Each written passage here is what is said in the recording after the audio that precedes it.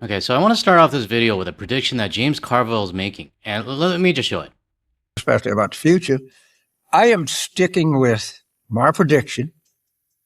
A lot of predictions people make wrong.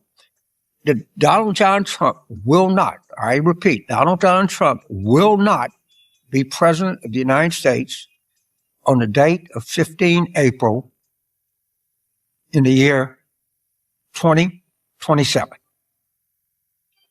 I sincerely and firmly believe that. I'm sure you'll tell me I'm wrong if it goes up. Now, I'm pretty sure the rest of the world hopes that his prediction comes true. But his prediction is based off the Republicans losing the midterms. And after the Republicans lose, he becomes irrelevant. And after he becomes irrelevant, he resigns and then has J.D. Vance pardon him.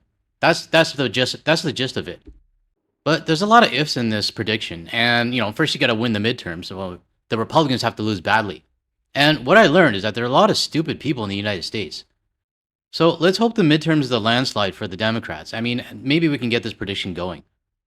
But we still have a few months to the midterms, and a lot of damage can be done in the next, 3-4 months?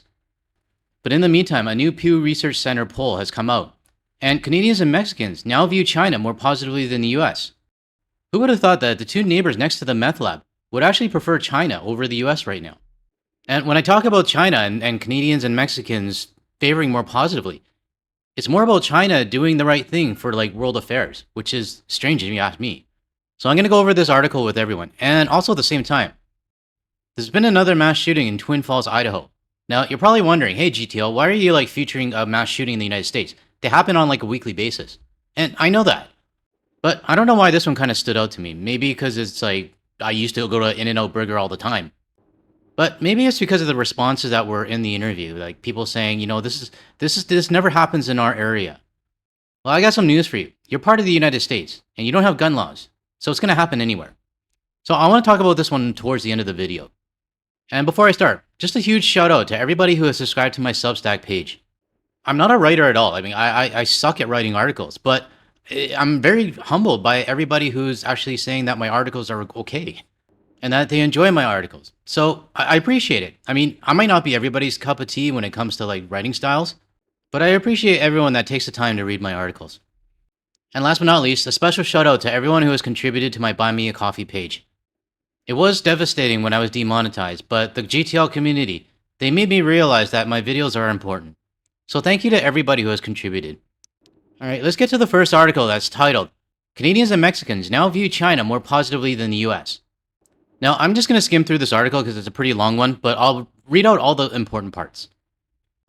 For the first time in almost 2 decades of Pew Research Center surveys, both Canadians and Mexicans now view China more favorably than their neighbor, the United States.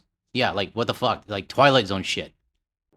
Our spring 2026 global survey marked the first time that the Canadians have expressed a significantly more positive view of China than the US.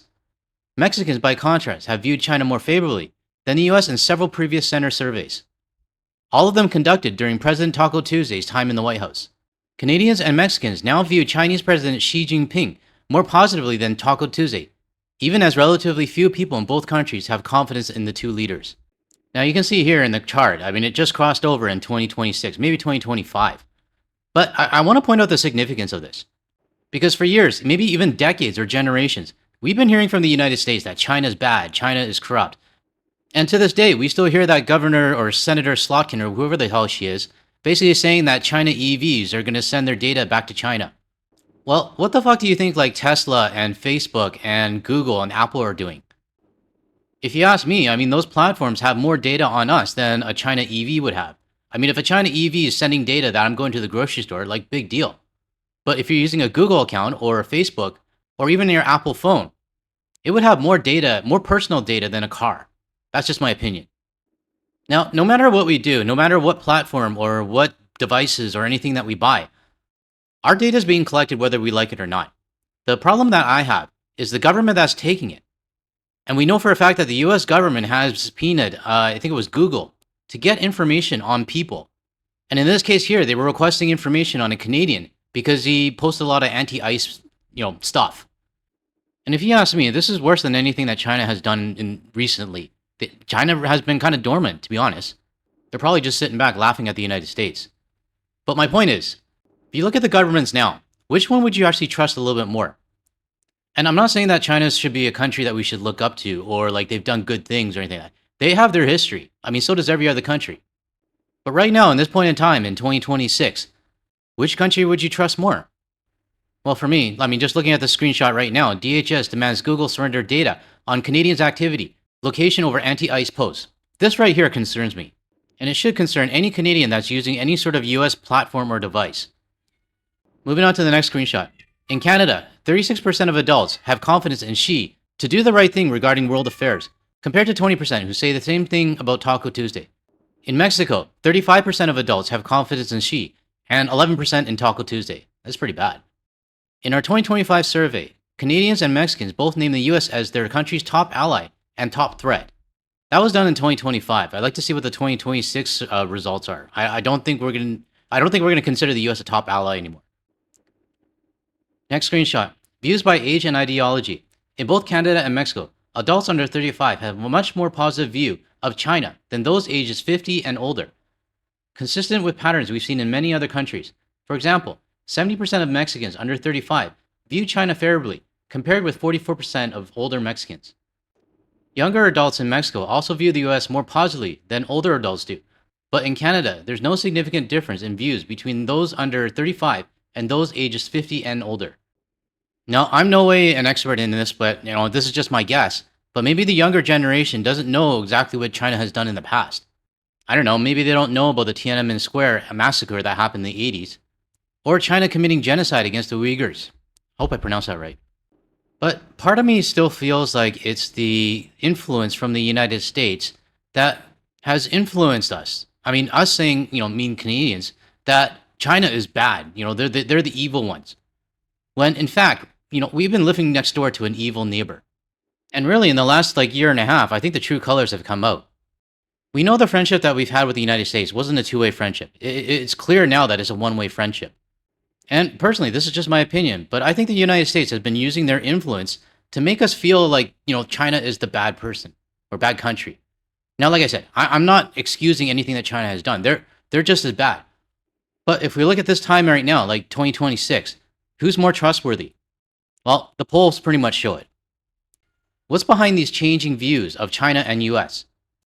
In both Canada and Mexico, confidence in Taco Tuesday is lower than confidence in his predecessor, Joe Biden.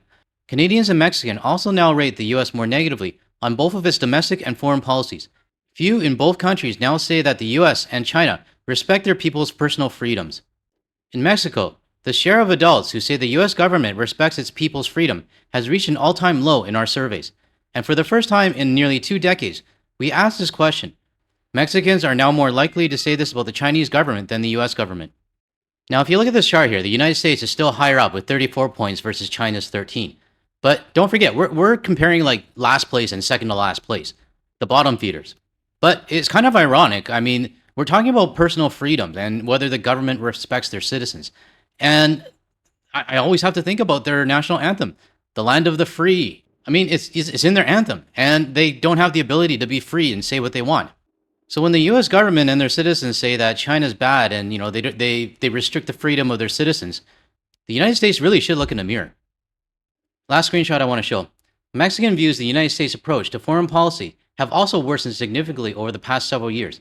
While half of Mexican adults say that in 2023, the U.S. contributed to peace and stability around the world, 28% say the same today. Mexicans are now much more likely to say that China contributes to global stability than to say this about the U.S. I agree. Mexicans are more likely to say that the U.S. interferes in the affairs of other countries than to say this about China, 73% versus 45%. And while Mexicans are divided on whether China takes the interest of countries like Mexico into account when making international policy decisions, around 3 in 4 say that the U.S. does not take these interests into account. Now, we know the United States doesn't have any friends around the world. Right now, they just have interests. And it's always been like that. I mean, I'm starting to realize it now. And it's not just the government, but also the citizens as well. I mean, I focus a lot on the tourism industry in my channel. And the focus on any tourism official or government official or even US business is always about themselves. In the 1.5 years or just under 1.5 years since I've had this channel, I have yet to hear one US business or one US tourism official have any concern for any Canadian businesses that's affected by their government policies. It's always about them. It's always about their bottom line and how we're hurting their business. So if we're comparing China and the United States right now, I think we know which country's doing more damage. Not just to the global community, but to themselves as well. So let me know in the comments below whether you agree with this Pew Research Center survey. And let me remind everybody, this Pew Research Center is actually based in the United States. Washington, D.C. to be exact, which is why I'm actually surprised that this is not biased. But let me know your thoughts below on this research survey. Now, I want to switch gears a little bit and show what's actually still happening in the United States. Now, I like I said, I know people are going to be like, GTL, why are you even featuring this? I mean, it's a mass shooting, but they have them like on a weekly basis. I don't know why. Maybe it's because I used to go to In-N-Out. But it might be the fact that this can happen anywhere in the United States. I mean, the second you cross the border, it could happen there as well. But let's take a look. If you're in the area of In-N-Out, have a report of a possible active shooter. It started with urgent calls over police radio as officers raced to reports of an active shooter at a newly opened In-N-Out Burger in Twin Falls, Idaho. We're getting inundated with calls, reports of multiple people down. Authorities say a gunman opened fire, killing multiple people and injuring several others before the violence came to an end. Okay, I guess it is because I used to go to In-N-Out a lot. I mean, I mentioned in my article that whenever I used to go to Las Vegas, the first place we would go when we get the rental car is to go to In-N-Out Burger. And that's basically because we don't have it in Vancouver. But I guess it's kind of like not really a wake-up call, but a realization that these mass shootings that happen, it could happen anywhere in the United States. Even places that we used to visit. And this next part here, you're going to see people running, and it is kind of disturbing a little bit, and sad at the same time. And I'm going to explain later why it's sad. It was a very chaotic scene. Video from the scene shows customers and employees in the restaurant's signature red aprons running for safety as gunfire rang out. Another video appears to show the suspected gunman carrying a long rifle as he walks up to a white car, opens the driver's side door, and then moves to the trunk. A separate video appears to show the same suspect firing multiple shots into a parked Tesla before walking away. Today has been a very hard day here in Twin Falls, a tragic day. Police say the suspected shooter is also dead. The shooting happened in one of the busiest shopping areas in Twin Falls. Now, my thoughts go out to the family members of the victims that were involved. But I mentioned earlier, it's sad. And it's sad to me because this is what happens on a weekly basis, maybe even sometimes daily basis. And as a Canadian, I can't imagine living life like this, where you go to like the busiest shopping centers and you always have to watch over your back just in case there's going to be a shooter somewhere. I have a friend of mine, a really good friend of mine, and whenever he used to go to the States, like whether it's just like a weekend trip or going down for clubbing or a nightclub or something like that, the first thing he would always do when we get into the nightclub is look for the exits. And I was like, why are you doing that? Like, just have fun. He's like, I just want to know where the exits are just in case we need to run. And being the clueless Canadian I was before, like not really aware of my surroundings and things like that, I'm not afraid to admit I was pretty dumb back then. I always thought my friend was overreacting when he went to the States. He would never do it in Canada, but in the United States, the second we crossed the border, anywhere we go, whether it's a shopping center or like a restaurant or a nightclub, he'd check for the exits. Well, I kind of understand that now. And I'm not here to create propaganda or like paranoia. I mean, things like this happen all the time in the United States. And you don't want to be in the wrong place at the wrong time. We have literally hundreds of people that were in some way, shape, or form in the area of this restaurant at the time that are being interviewed right now. One witness says he saw a man emerge from the drive-thru carrying what appeared to be an AR-style rifle. He told the AP another man armed with a handgun returned fire, and together they helped an In-N-Out employee who had been shot while waiting for paramedics to arrive. They running! Another customer described people running from the restaurant, crying and screaming as workers rushed outside. Authorities haven't released the identities of those killed or injured as they work to notify families. Now, I'm going to end it here because, I mean, they just talk more about the suspect and stuff that probably isn't relevant to us. But I'm showing this as a reminder that, yes, there are shootings that happen in the United States everywhere. I mean, I'm sure there's shootings every day, and they don't report it unless there's like maybe more than, 2 or 3, maybe 4 people killed. Only then it'll be reported on the news. But like I said, I mean, this has always been happening, even before when we were still going to the United States. I think it's just more under the microscope now. And with everything going on with the relationship between Canada and the United States, for me, at least for me, in my opinion, this just adds to why I do not want to go to the United States. And this is coming from a Canadian who used to go to the United States a lot. So to me, it speaks volumes. So let me know your thoughts in the comments below. Do situations like this turn you off from ever going to the United States again? Let us know below.